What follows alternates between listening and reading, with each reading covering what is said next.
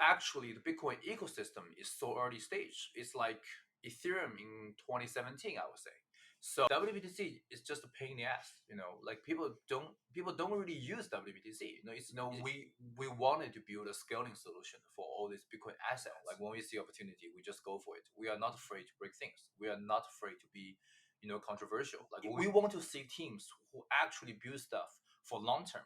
Like right now, something cool, build something fun, and I think the users will eventually love your idea and love your stuff.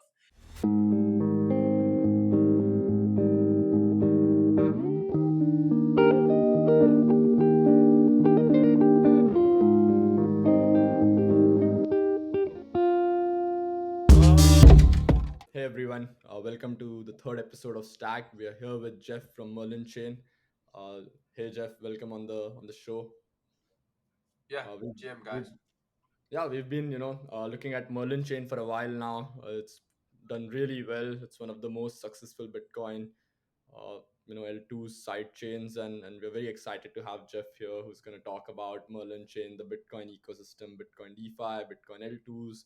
How Merlin has achieved what it has achieved. What are the next things for Merlin? So very excited to have you here, Jeff. We have Yaron, who's my co-host here, and we'll dive right in. So maybe we can start with a quick introduction about yourself, Jeff, and Merlin Chain for the listeners. Yeah. Thank you guys. Merlin is a EVM compatible chain for Bitcoin. I think layer two is just like a branding term for all these projects, but actually everyone's sidechain. We want to add smart contracts to Bitcoin assets, and we want Bitcoin, we want Ordinals, BRC20, ruins, like all these assets on the chain, and we add different utilities, different smart contracts, DApps to these assets and the communities. So yeah, so we've been building for Merlin Chain for like half a year. We launched the mainnet in February. We have lots of users coming, millions of users, billions of TVLs. We have over 1 billion trading volume on chain. Yeah, we have like lots of love from communities, and we really want to do something cool. And like our slogan, we want to make Bitcoin fun again. That's amazing, and I want to dive deeper into a lot of these things and like how you achieve such a huge amount of traction like so quickly. But maybe before that, actually, Jeff, very curious to hear a bit more about like your journey so far within crypto, within the Bitcoin ecosystem. Like, what led you here? How did you start? How did you get here? And maybe where are you going? Yeah. Yeah, of course. I basically just been building in Web2 world for like 12 years. I started my first company in 2012. I grew that company from myself to 3,000 employees. So basically, we were fighting Web2 for over a decade. But I bought my first Bitcoin in 2013 because my main investor in Web2, they also invested in Coinbase and Ripple. So they introduced me about Bitcoin. I was crazy about Bitcoin. Experience ICO, DeFi Summer, like all of that in the past year. And like all my best friends, they're in crypto, but I never found a reason to actually build something in Web3.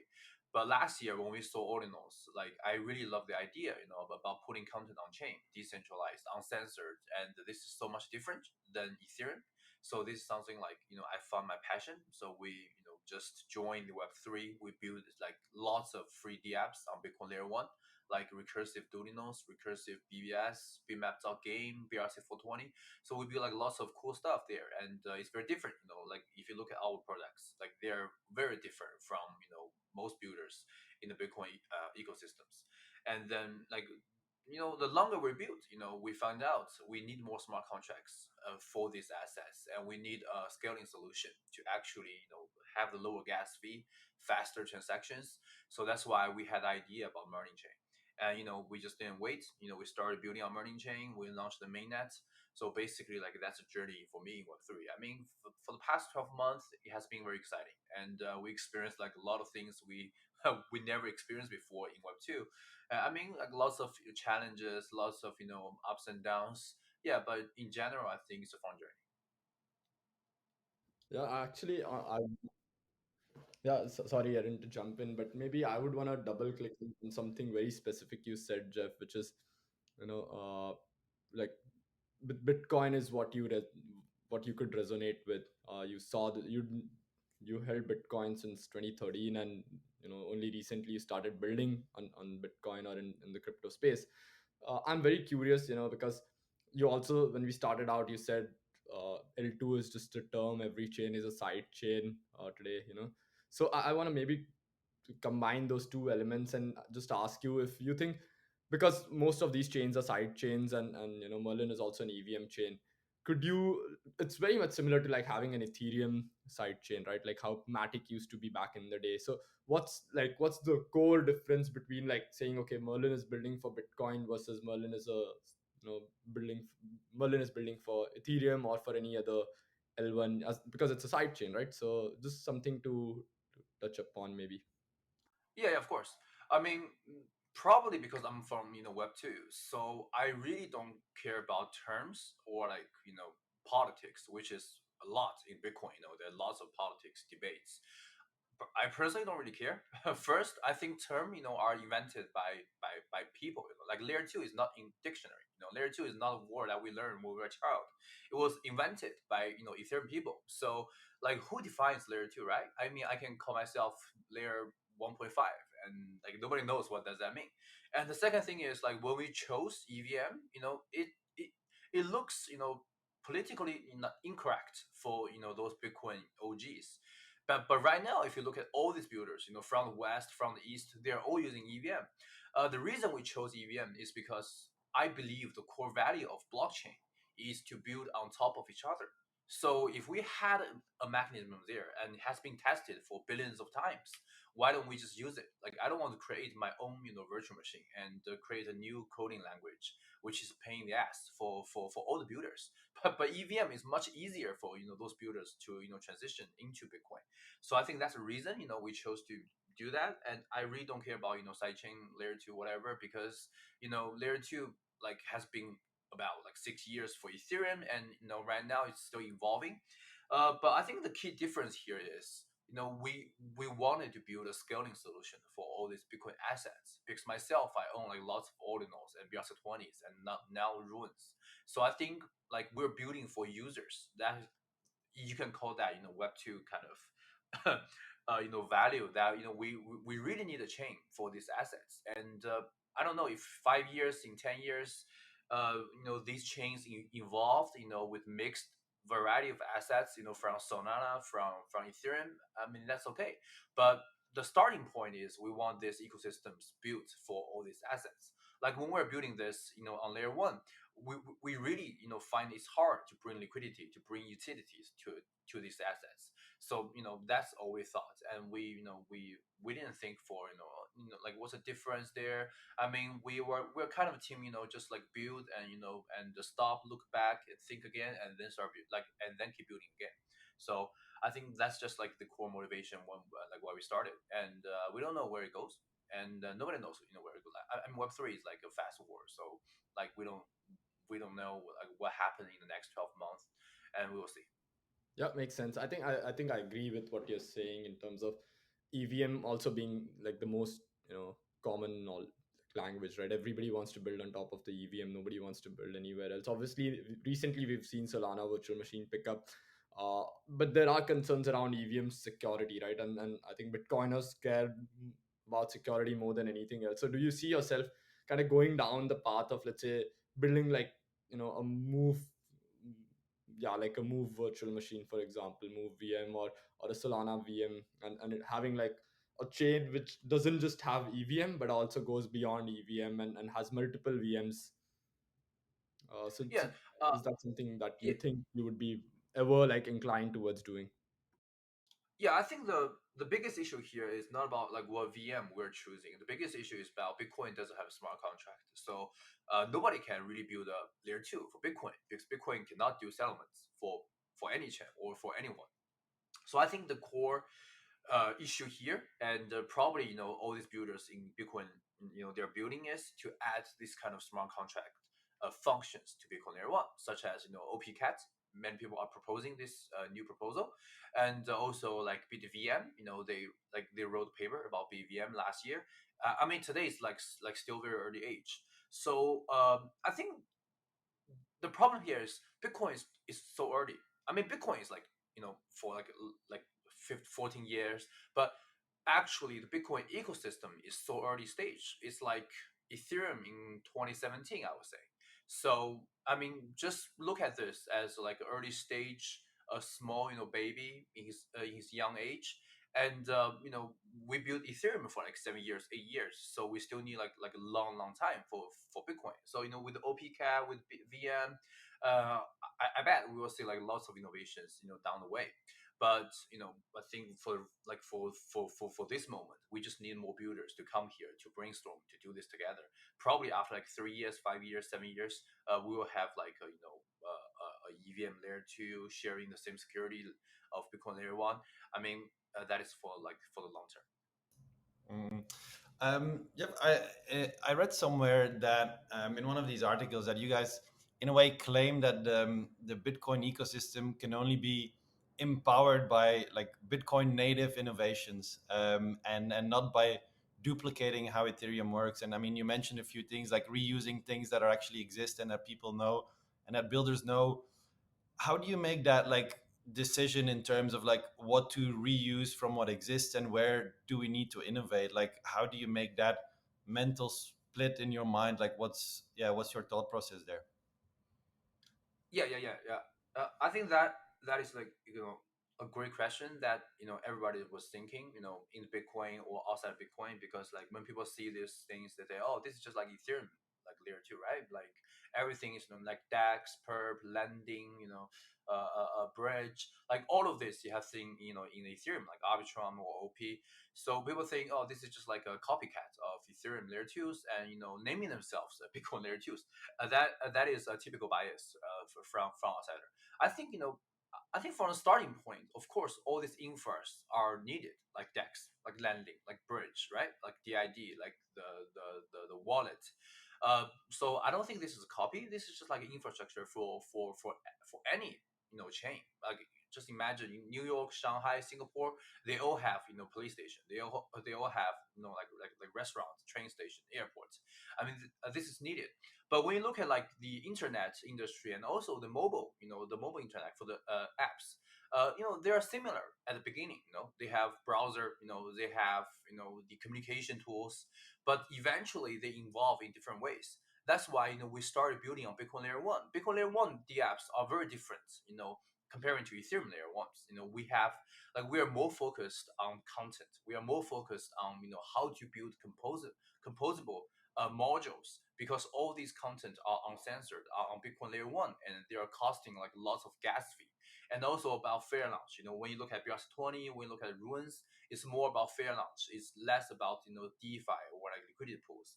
So I do think in the future you will like go into different path, and we want to find the unique, the special innovations about Bitcoin, and not just following the path of Ethereum. But yeah, I mean, in the beginning, like lots of things probably they look the same, and like in my own opinion, I do feel like frustrated when I see more Bitcoin layer twos, but actually they look exactly like Ethereum layer twos. Like what do I mean? So if you look at Merlin, we bridge Ethereum USDT, we bridge Bitcoin, but we also bridge Ruins, BRC20, Ordinals. I think still right now we are the only one who accept these assets. But if you look at like another Bitcoin layer two, they don't accept Bitcoin wallets. They don't accept Bitcoin like native Bitcoin. They only accept WBTC and Ethereum. So to me, that chain just looks like Ethereum layer two. It has nothing to do with Bitcoin. So I do think we need to find the native innovation about Bitcoin. Like if we don't have that, we are not having edge. We're not a real Bitcoin layer two in my own opinion. Yeah, no, that makes a ton of sense, and I agree on that. Like you have to do something different, something native to the ecosystem, rather than just copying what already exists. I think also that's a lot more exciting for us builders to build, right? I think that's the cool part. Of course, can take inspiration, but I do think that's where the fun is as well, at the bleeding edge of innovation. Um, I want to switch gears a little bit and like want to ask you a little bit in terms of traction, how you guys get to growing so quickly. Like, I mean, if I recall correctly, I think Merlin Chain once was announced somewhere in January, and then very soon after, like launched testnet bridge. Then very soon after that, launched its mainnet. I think you guys TVL in the first 24 hours was ridiculous, like really like $500 million or so within 24 hours, if I'm not mistaken. Um, how did you do that, man? Like, what's the secret sauce here? How do you attract so many users, builders, participants into the ecosystem in such a short amount of time? Yeah, what's the recipe? Uh, uh, I know people don't trust me, but to be honest, I don't know the answer to that. But I mean, I can share my experience with that. First we are a very bottom up team. We never PR about our venture capitals like VCs behind us. We never PR about our experience in Web two or all these things. We're like Web two team. We move really fast. We announced our idea in January. We launched the testnet in early February. 4 days after the testnet, we launched the mainnet, which in Ethereum probably wait for like a year or two, but we do this like in a very like in a light speed, and uh like yeah like we had like lots of bitcoin coming in 24 hours, and also we have lots of BRC20s. Like if you look at like Ordi sats, we actually have more Ordi and sats than any other exchange, central exchange, just after Binance. And this was being done in like 24 hours, like a week. So uh I think the main reason here is we had the record, the credits from Bitcoin Layer One, because for you guys, for Ethereum investors, for the outsiders, they think Merlin is a new team.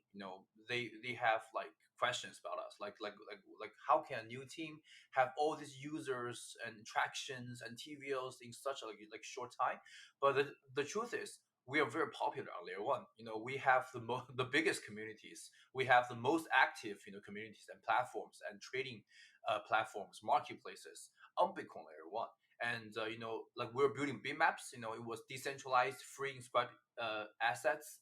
From 2 million market cap, we grew that into 400 million market cap. And also BRC 420 is like a free to inscribe, fair launch kind of protocol, and we grew that from zero to $1 billion market cap in just like 3 months. So we have all these tractions, all these users from Bitcoin Layer One, and when we start building Merlin, you see like all the volumes are coming from these people. So I do think building there for a long time and gaining these people's trust are very important. But if you are a team backed by VC, just like writing twitters on Twitter every day, and you want to build these kind of tractions, it's kind of hard. Yeah.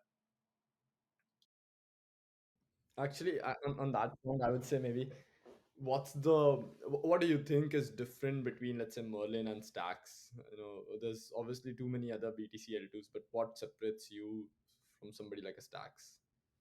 Yes, I think Stacks, it has like some like value or idea, more connected to Bitcoin. If you look at Merlin, at first place, Merlin is like nothing like Bitcoin. It's like ZK rollups, MetaMask, like all of this.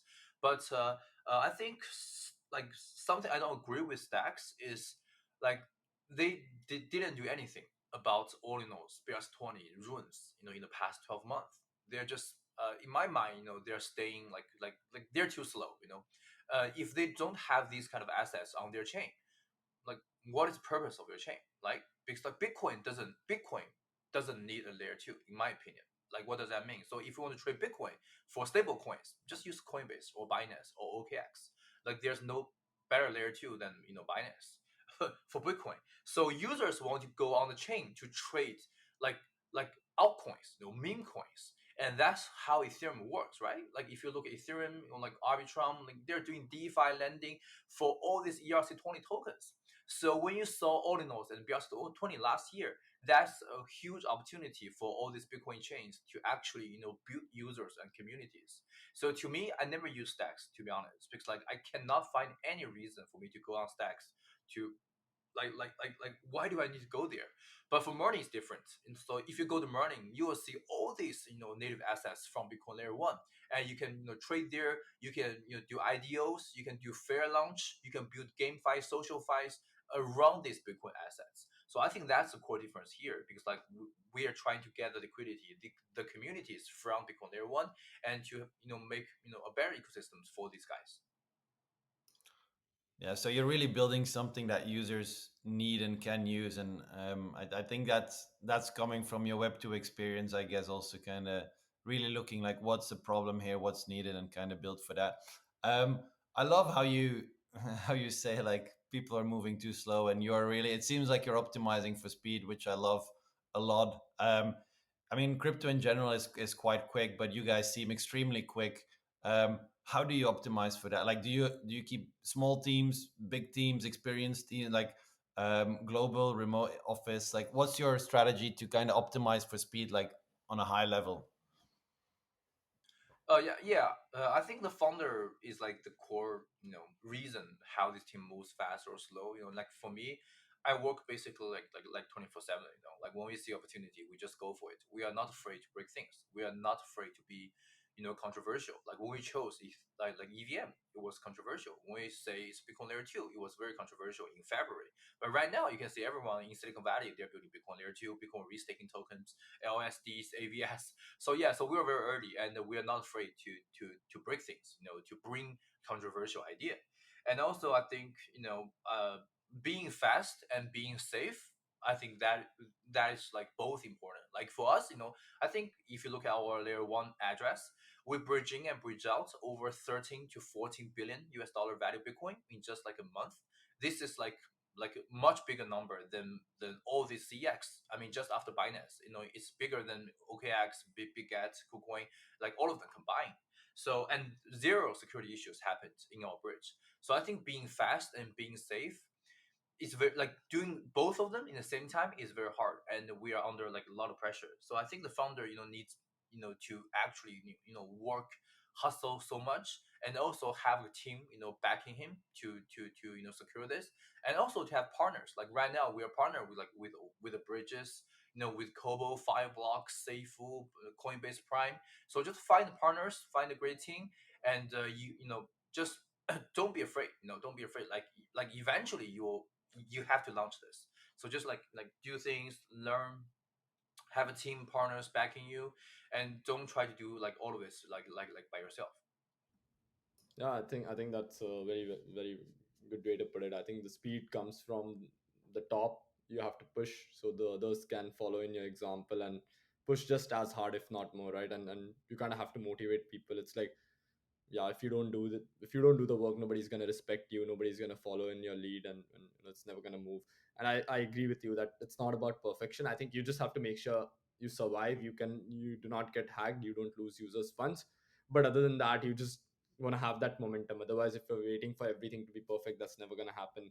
If you're waiting for perfection, Ethereum wouldn't be here, uh, BTC L2s wouldn't be here, rollups wouldn't be here, Cosmos chains wouldn't be here, nothing would be here, right?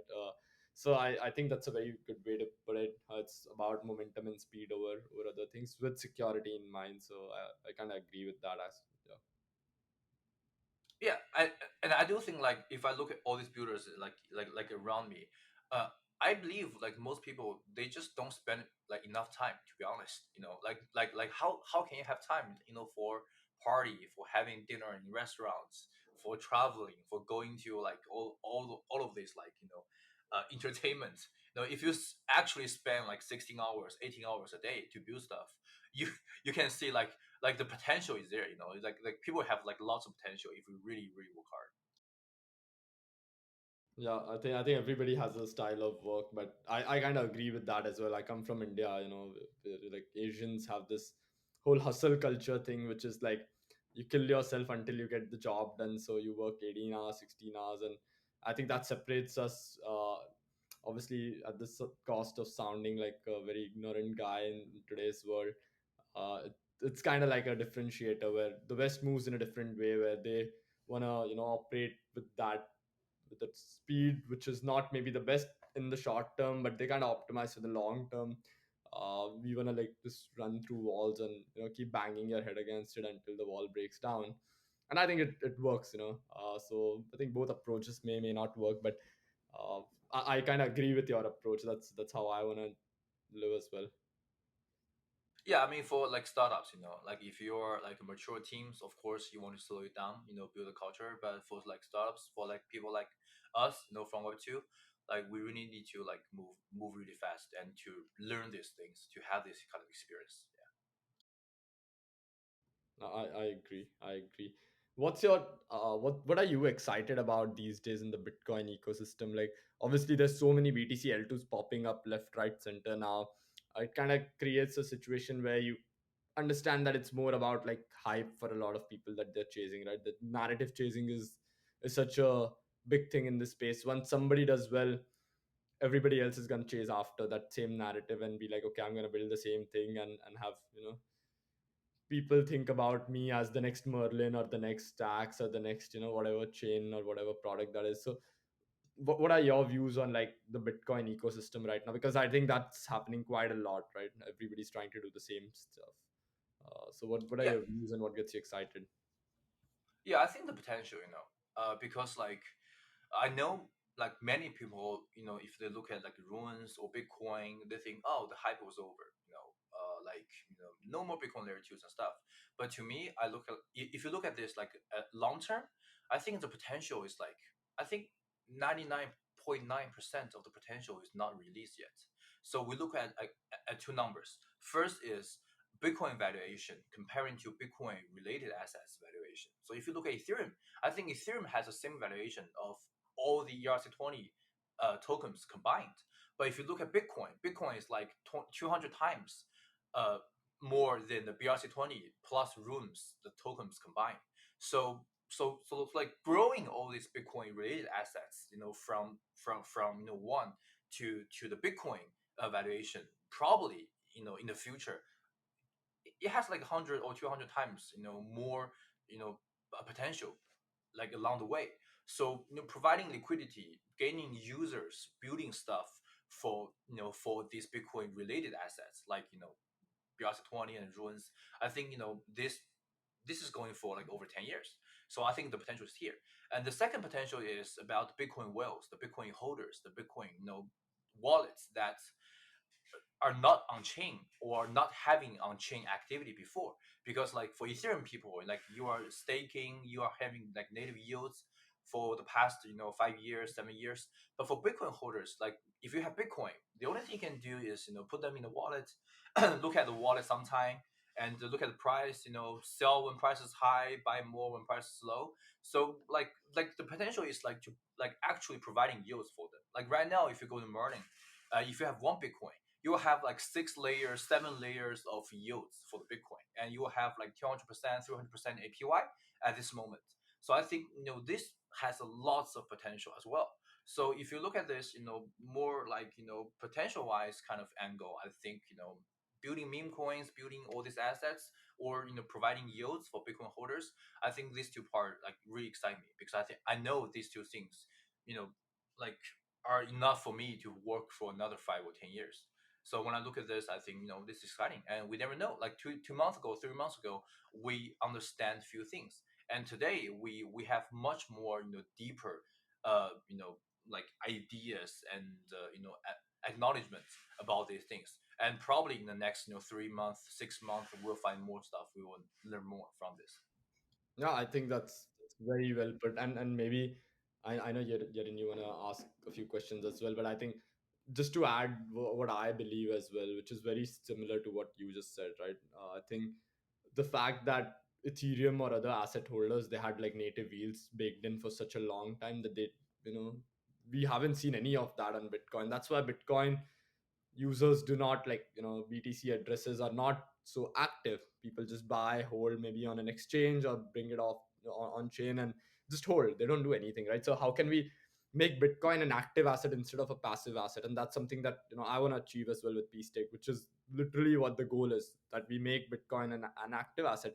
It's very much like gold. It has a lot of properties like gold, wherein but the biggest differentiator is like, if you have physical gold, you can't earn yields on physical gold, right? uh, Here Bitcoin in its truest form, which is in a wallet address on chain, how do you earn yields? If you can actually build out something like that, then that changes the entire trajectory of the space. And I don't think that it's just about BTC L2s then. it goes beyond that. I think, and I really like the fact that what you guys are doing with Merlin BTC, MBTC. I think it's phenomenal. The idea to take MBTC to different chains, because BTC yields should not be constrained to just a BTC L2 or a small ecosystem or a few ecosystem. It has to go everywhere. BTC needs to be everywhere. BTC yields should be offered on every single chain, and that is about building for Bitcoin. It's not about building a Bitcoin chain. It's not about building a Bitcoin dApp. It's about building for Bitcoin as an asset class and making it go like super super big, right? So I very much align with your views there. Mm. Maybe I can jump in here and ask an additional question on how you see things.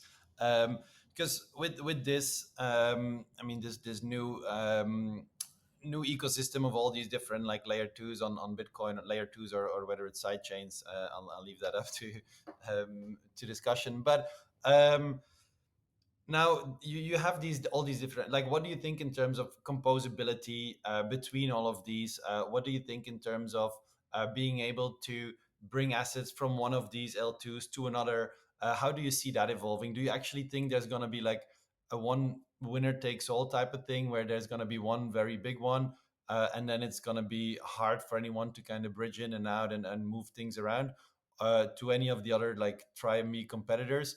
Or do you think there's going to be a bunch of really big ones and it's going to be super easy to kind of transfer assets between all of those, and then composability and interoperability between all of these will be easy? How do you see that?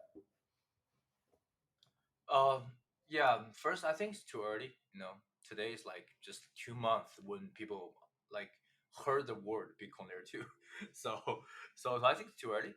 And the second thing is, I think we have lots of things to do. If you look at like WBTC, which is the biggest Bitcoin wrapped tokens, and WBTC is just a pain in the ass. Like people don't really use WBTC. It's impossible for you to unwrap them, and the company, they just don't care. And so that leaves us the opportunity to do all of this Bitcoin layer twos, Bitcoin tickers, Bitcoin assets and stuff. But I think the you know the teams or the projects which will eventually succeed is they bring actual value to the industry. So like what makes me frustrated is you can see all these projects, they look similar to each other. They build testnets, mainnet, they have Odyssey, they have Quest for users, point systems, and they got listed on exchange. And then they become ghost chain. Like that is not something I want to see in the crypto. I mean, I just joined Web3 like for a year, and now I have seen like lots of this happening.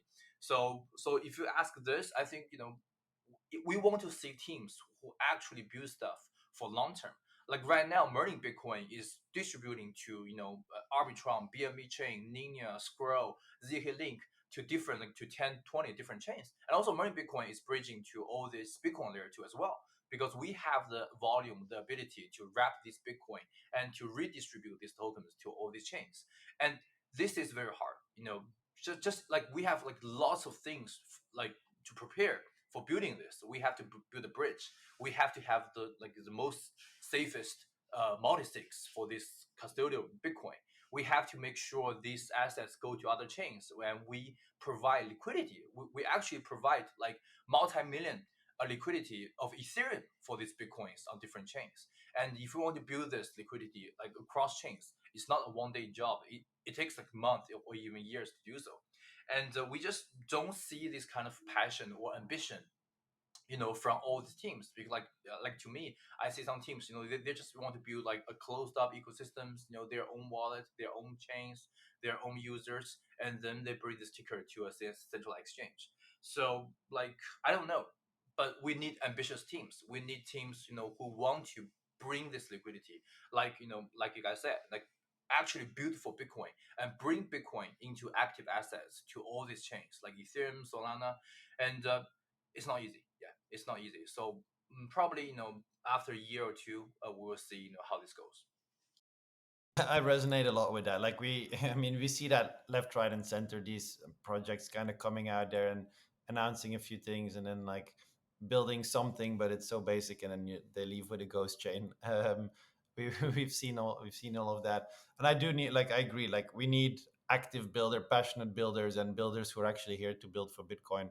um, which I think will be super important to to bring us where we want to be. And I see that passion in you, which is beautiful. um, Mikhail, I'm not sure what else can we ask. Well, let's see what else can we ask Jeff here. um, I don't know. I mean, Jeff, is there anything you want to talk about in particular that we have not covered? What's on your roadmap? Anything, like, anything that gets you excited, or makes you upset, or you're like, okay, I don't want to see this anymore. This is really what I want to see. Anything that you want to talk about, feel free to. The floor is all yours. Yeah. I mean, like, I have like lots of things on my mind. I think Bitcoin is very special, to be honest.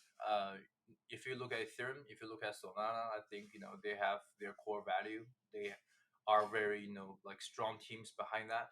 But in Bitcoin, you can see it's very decentralized. People have different ideas. Like the Bitcoin OGs hate Ordinals. Ordinals OGs hate ruins. Like, and all these layer one people hate Bitcoin layer twos, and Bitcoin layer twos hate each other. So like it's very decentralized. There was like no Vitalik, and I think it's a good thing or bad thing. The good thing is like we have different kinds of innovations come together, and we see who wins. And the bad thing is like when people like just like distracting people, with RGB, with Lightning Network, with stacks, with EVM chains, with runes. So the market is gone somehow getting like distracted from different ideas. So I think this is bad for short term, but for long term I think it's good. Just like bring the best people and with best ideas. And also like I really love Bitcoin layer one assets. I think people should focus on these assets, because if we don't have ruins BRC20, go from $1 billion valuation to like 10 billion, 20 billion. I think Bitcoin ecosystems is not gonna work. If you only have Bitcoin in these Ethereum chains, like WBTC, like nobody use WBTC, and WBTC doesn't have yields, and WBTC doesn't have ecosystem, doesn't have DApps and builders around it. BRC20, Ordinals, Runes, they have users, they have communities, they have hundreds, thousands of builders building around these things. So, but when you look at this market, when you go to this like AMA and Twitter space of all these Bitcoin layer twos, nobody's talking about Runes and BRC20, to be honest. So if we only have Bitcoin in these ecosystems, I don't think this is gonna work. So yeah, so I really do think people should pay more attention about these assets and grow these assets like all together. Like if you look at Ethereum, when we have these like ICOs back in 2017, 2018, like this is like the revolution with all these tokens. I mean, most of them go to zero, but it doesn't matter. With all these tokens, with all these assets, that's why Ethereum has DeFi summer after the ICO. But if you look at Bitcoin, Bitcoin itself cannot have a DeFi summer. You have to add all these assets together with Bitcoin. That's a very good point. Actually, that brings me to another question, maybe the last question from my side, which is like probably a little bit technical, but for example, now if you have an ordinal with a sat, uh, it kind of leads to like non-fungibility of the asset, right? Because like if yeah, if Yerin transfers a sat to me, and there's an inscription to it, it's not exactly like it's the same as every other sat. Does this, like, what do you make of this? Like, do you have any views on the fungibility aspect of every sat when it comes to ordinals runes? Yes, I think this is the part Bitcoin and Ethereum builders have different understanding. So I think Merlin's goal is to bridge this gap. That's why we want to wrap these inscriptions, these sets, into a version, a token standard that builders can understand. So the reason Bitcoin users love inscriptions, ordinals, all that stuff is because these contents are on chain. And if I have this in my wallet, this belongs to me forever, and nobody can touch that. And for Ethereum users and builders, they want a composable token standard that allows these assets to go into DeFi, go into lending, go into games, go into social, go into all kinds of smart contracts, protocols, and cross chains, cross different layers. So I think like that's a two part and two user base like why they love this kind of like token standard. And I think Merlin and all these Bitcoin layer twos need to bridge this gap. So the users can still have these sets, these inscriptions on layer one if they want to bridge out, but also gives them an opportunity, a possibility to have a wrapped ERC20, ERC721 kind of tokens to to participate in DeFi, in GameFi's, in all these protocols on Ethereum chains. And I think that will create values for both sides of people. I think that's a very interesting answer. That's the first time I've heard somebody, talk sense about this thing. So I think that's yeah. I think we can wrap it up here. Any final thoughts, Jeff, from your side? Anything you would like to say? Any insights that you would want to share? Any value you would want to share before we wrap this up? Yeah. I mean, uh, I think I say like that for many times. It's still early, people are just like most people don't have like enough patience, but I think for builders we should have like more patience about this, see how it goes. It's still early. It's just like having fun with Bitcoin, in the early stage. Lots of opportunities here, and just like our slogan, make Bitcoin fun again. Just build something cool, build something fun, and I think the users will eventually love your idea and love your stuff. I think that's like the core spirit of building stuff in crypto, in Web3. Yeah, to me. Absolutely. Thank you so much, Jeff. I think that's a very good note to end this episode on. Thank you so much, Jeff, for joining us. Thanks, Yaron, for joining me as usual. And we'll see you guys again on the next episode. Thank you, everyone. Thank you. Thank you so much.